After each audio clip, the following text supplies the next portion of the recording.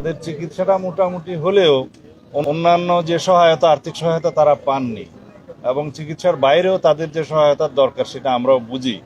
এবং তারা অনেকেই বলেছেন যে তাদেরকে প্রতিশ্রুত 1,00,000 টাকা করে দেওয়ার কথা, সেটা এখনো পাননি। আমরা অনুরোধ করছি সরকারের কাছে, যারা এটার দায়িত্ব নিয়েছেন, তারা যেন আর্থিক সহায়তা খুব দ্রুত পৌঁছে দেন।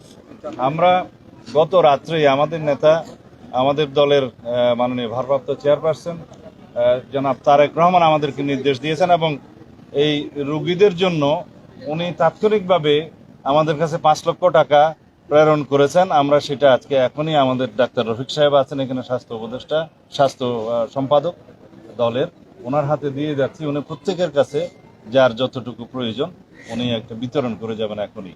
আমরা আগেও সাহায্য করেছি, আমাদের দলের মহাসচিব সাহেব এসছেন, আমাদের ডিজিপি সাহেব এসছেন আগে, আজকে আমি এসছি আমাদের দলের পক্ষ থেকে।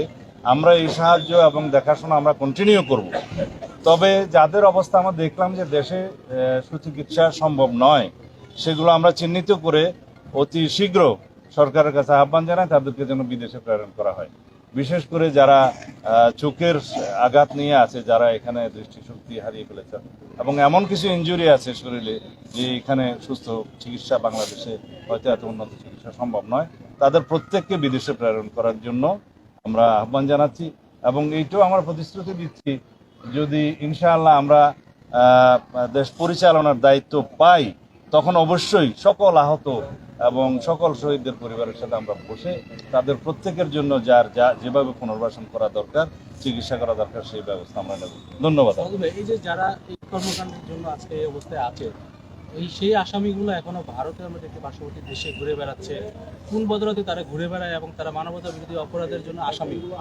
গণহত্যাকারী ফেসিবাদী আওয়ামী শাসক গোষ্ঠী শেখ হাসিনা এবং তার দোসররা, তারা এখনো, আমি মনে করি এই আজকে যদি এই হাসপাতালে যারাই দেখতে এসছেন, তারা এই দৃশ্য দেখার পরে এই ফেসিবাদী শক্তি কিভাবে এখনো মুক্ত বাতাসে ঘুরে বেড়ায় এবং কিভাবে বাংলাদেশের রাজনীতি করার চিন্তা করে আমার মাথায় আসে না।